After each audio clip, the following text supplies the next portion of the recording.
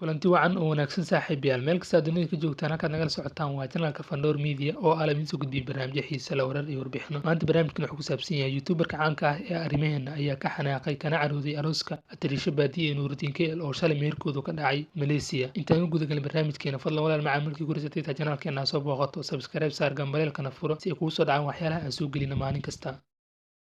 aan u guda galna barnaamijkeena waxaa 24kii saac ee ugu dambeysay social media qabsaday hambaliyada Atirisha Baadiye ee Nuruddin KL oo dadyo badan oo caan u hambaliyeenayeen una dabaaldegayeen xafladooda meherka ay dhigteen haddaba arrimahan oo ah youtuber caan ah kuna nool Malaysia ayna isku dhawaayeen saaxiibana ay ahayn Atirisha Baadiye ayaa ka soo qayb gali waayay xaflad loogu talagalay in loo qabto Atirisha Baadiye ee Nuruddin KL xafladaas oo ay soo qaban qaabiyeen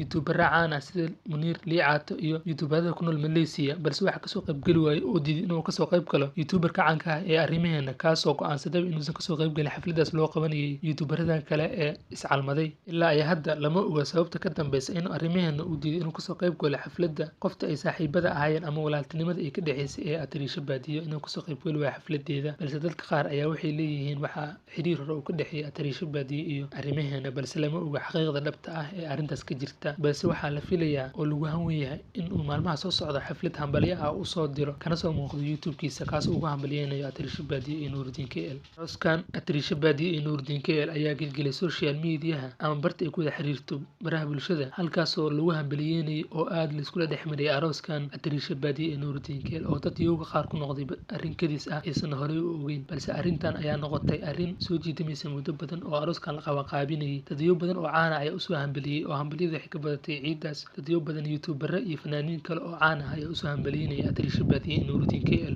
oo maalmihii ugu dambeeyay soo wada duubi jiray barnaamijyo xiiso leh ay soo gali jireen YouTube-kooda ama labada YouTube ee wada leeyihiin ay soo gali jireen barnaamijyadaas xiisaha badan laguna bartay dadyo badan ay ku taageereen ayna ka noqdeen caan socoshada Nuruddin KL iyo Atirisha Baadiye dadka qaar waxay u maleynayeen walaaltinimo ama inuusan ka dhaxayn wax xiriir ah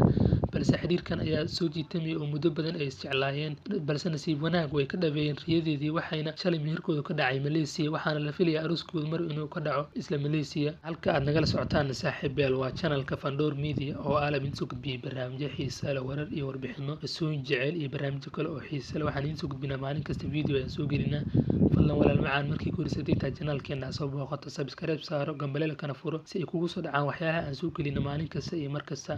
oo rukumo subscribe-tana saar haddaad hore noola joogtana muuqaalkan like saar siina share garay si uu gaar asxaab badan oo ku tixanaata page-kan waad ku mahadsantihiin daawashadiina iyo sida qiimaha badan ee aad noola socotiin mar kasta waa bahda Fandor Media oo idin leh kulanti wacan saaxiibayaal